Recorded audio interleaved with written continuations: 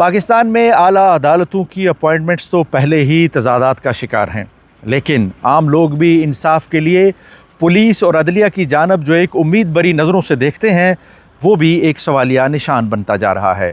हालिया दिनों में आपने देखा होगा कि अगर एक जहनी माजूर लड़की के साथ ज़्यादती होती है, वो भी थाने के अंदर, पूरे थाने के अमले को मुअत्तल तो कर दिया जाता है वक्ती तौर पर अवाम के गुस्से को ठंडा करने के लिए, लेकिन बाद में कहा जाता है कि उस लड़की के साथ ज़्यादती नहीं हुई। ये पुलिस का एक नॉर्मल रवैया है।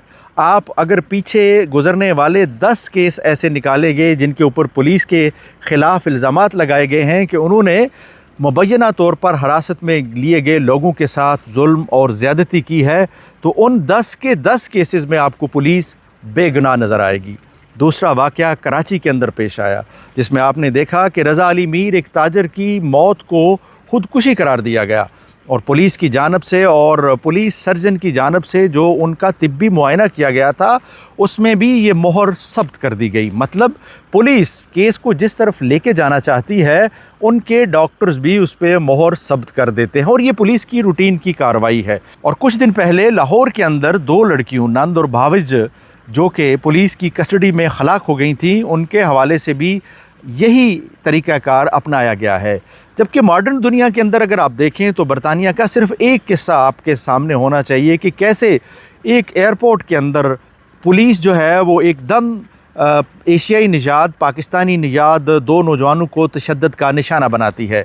और वो तशद्दुद भी कोई इतना जानलेवा नहीं होता। ठुड्डू और मुक्कू से होने वाले उस तशद्दुद की वीडियो जब वायरल होती है तो पूरे बरतानिया के अंदर एक गम और गुस्से की लहर दौड़ जाती है। लेकिन हकीकत में वाक़या उससे पहले होता है, जिसमें वो 2 नौजवान जो हैं वो पुलिस को ज़दोकोब करते हैं, उनको मारते हैं, जिसमें एक पुलिस कांस्टेबल की नाक की हड्डी भी टूट जाती है और वो एक खातून पुलिस वर्कर होती है जिसकी नाक की हड्डी टूटती है।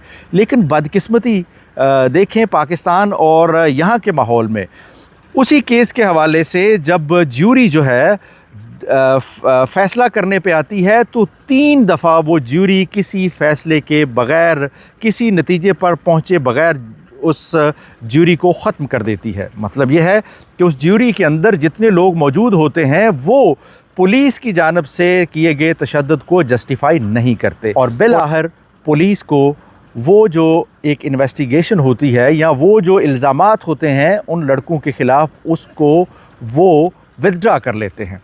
ये है इंसाफ। इसको कहते हैं पुलिस के निज़ाम के ख़िलाफ़ चूँकि अदालतें खड़ी हैं, इसलिए अगर वो कोई मुजरिम भी है तो उसके साथ भी अगर कोई पुलिस ज़्यादती करती है तो अदालतें उसके सामने एक दीवार बनकर खड़ी हो जाती हैं। बदकिस्मती है कि पाकिस्तान के अंदर अगर आप उस जहनी माजूर लड़की के किस्से को सामने लें, जहन में रखें, तो आपको अंदाज़ा होगा कि पुलिस किस तरह से वहाँ ख़वातीन के साथ पेश आती है और कैसे पूरे नेशनल मीडिया के अंदर ख़बरें चलीं और एट द एंड पुलिस ने ये कहा कि ये केस बिल्कुल बेबुनियाद है कि पुलिस ने किसी के साथ या पुलिस के किसी अफसर ने उस लड़की के साथ कोई ज़्यादती की है। और दूसरा रज़ा अली मीर जो कराची में, जिसकी हलाकत को पुलिस एक ख़ुदकुशी का वाक़या करार देके उसको दफनाने का हुक्म देती है और वालिदैन उस पर मुतमईन नहीं होते, लेकिन वो वक्ती तौर पे अपने बच्चे की नमाज जनाजा पढ़ा देते हैं। उस मामले में चूँकि वालिदैन बाशऊर थे, पढ़े लिखे थे और वो अपने हक़ के लिए लड़ना जानते थे, तो उन्होंने उसके लिए आवाज़ उठाई।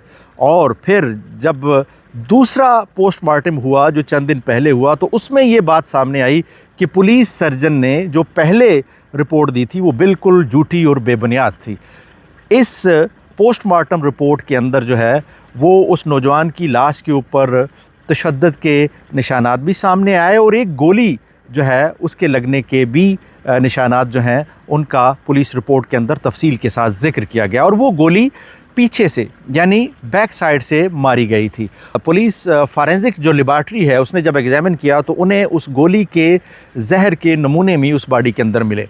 और दूसरा, पुलिस को ये शाहिद भी मिले कि उसको नौजवान की लाश को जो है वो तेज़ाब से धोया गया था, यानी मुकम्मल तौर पर सबूत मिटाने की कोशिश की गई थी। वो नौजवान एक ताजर था, एक बिज़नेस के अंदर शरीक पार्टनर भी था, तो उसके साथ ये सारा कुछ हुआ। लेकिन चूँकि उसका वकील और उसके वालिदैन उसके लिए ये जंग लड़ रहे थे, तो उसको अभी तक इंसाफ तो हम ये नहीं कह सकते कि मिल गया है। लेकिन बहरहाल वालिदैन जो एक तफ्तीशी टीम है उसके ऊपर जो अदम एतमाद का इजहार कर रहे थे और डॉक्टर्स की रिपोर्ट के ऊपर, वो उनके खदशात दुरुस्त साबित हुए।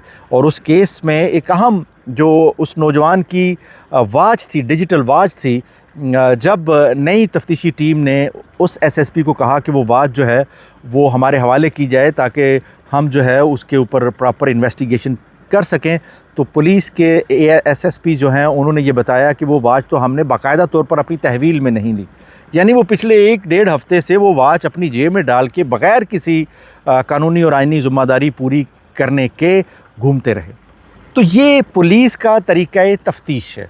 यहाँ क्या वो किसी वडेरे को बचाने की कोशिश कर रहे थे या मामलात कुछ और हैं? ये कहानी तो आइंदा आने वाले चंद दिनों में सामने आएगी। लेकिन पुलिस के मजमूई रवैये आपको लाहौर में भी सेम नज़र आएंगे।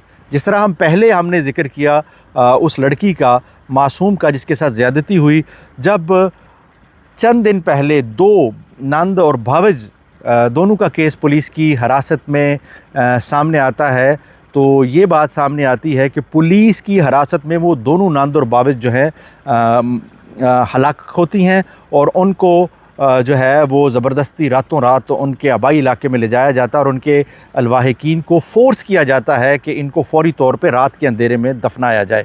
यहाँ शकूक व शुबहात पैदा होते हैं। बीबीसी के साथ बात करते हुए उनके अहले खाना ने कहा जी कि उनकी जो दोनों लड़कियां हैं, कम से लड़कियां हैं, एक जो है 17-17.5 साल की है और दूसरी को 22-23 साल की है, उनके ऊपर तशद्दुद किया गया है।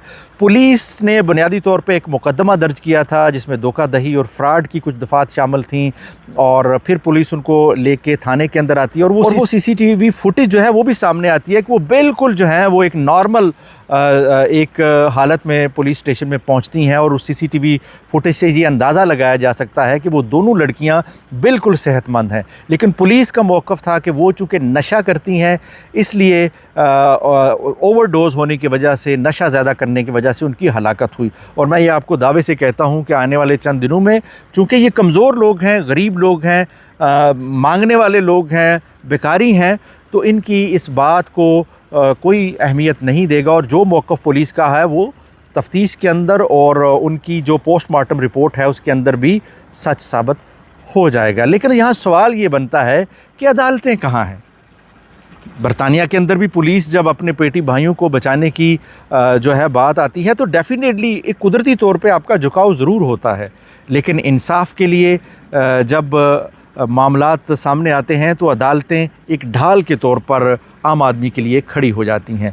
लेकिन क्या पाकिस्तान के अंदर अदालतें, आला अदालतों का तो पहले ही कोई हाल नहीं है, उनकी जजेस की तकर्री और उनके ऊपर बेशुमार सवालात हैं। लेकिन क्या आम आदमी के लिए भी इंसाफ को मुश्किल बना दिया गया है? क्या पुलिस की कस्टडी में मारे जाने वाले लोगों के लिए कोई इंसाफ नहीं है? ये वो बड़ा सवाल है।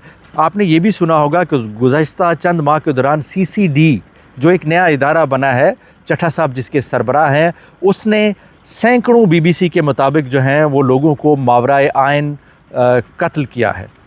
उसकी हिरासत में लोग कत्ल हुए हैं और हैरत अंगेज़ तौर पर वो लोग अपने ही साथियों की वजह से जो है वो उन्हीं की गोलियों का शिकार बनते हैं और मारे जाते हैं। इसमें कोई शक नहीं, जो मुजरम है उसको पकड़ा जाना चाहिए, उसके ख़िलाफ़ कानून और आइन के मुताबिक कार्रवाई ज़रूर होनी चाहिए। लेकिन क्या मुजरम को कानून के मुताबिक सज़ा देने का और उसके जो मुजरम के हकूक़ हैं उसका कानूनी और आइनी तौर पर कोई आइन में मामला दर्ज नहीं है? क्या उसको एक फ़ेयर ट्रायल का मौका नहीं मिलना चाहिए? क्या इसी तरह लोगों को उठा के उनके नेफ़ों के अंदर जो है वो पिस्तौलें चलनी चाहिए? बदकिस्मती ये है कि यहाँ जो इसहाक डार साहब के नवासे थे, उनके ऊपर जो इल्ज़ामात लगे थे और कि किस तरह उन्होंने बैरून मुल्क से लड़कियों को बुला के उनके साथ जुल्म और ज़्यादती की, उसके नेफ़े में तो बंदूक नहीं चल सकी। ये बंदूक हमेशा गरीब के नेफ़े के अंदर ही क्यों चलती है? ये बड़े सवालात हैं जिनके हवाले से इंतज़ामिया को और पुलिस को जो है जवाब देना है। क्या पाकिस्तान के अंदर पुलिस इस्लाहात मुमकिन हैं? क्या हमारी पुलिस को भी जो है रवायती नारों की बजाय और जो वो मरियम बीबी कहती हैं, या सिंध के जो वज़रा हैं या वज़रा आला हैं, या पाकिस्तान के चारों सूबों में जो एक दावा किया जाता है, पंजाब में चूँकि इसलिए मैंने ज़िक्र किया है कि मरियम बीबी ज़ीरो टॉलरेंस की बात करते हैं, लेकिन अमली तौर पर हमें पुलिस के निज़ाम के अंदर कोई तब्दीली होती हुई नज़र नहीं आती है। इसके साथ इजाज़त दीजिए। अल्लाह हाफ़िज़।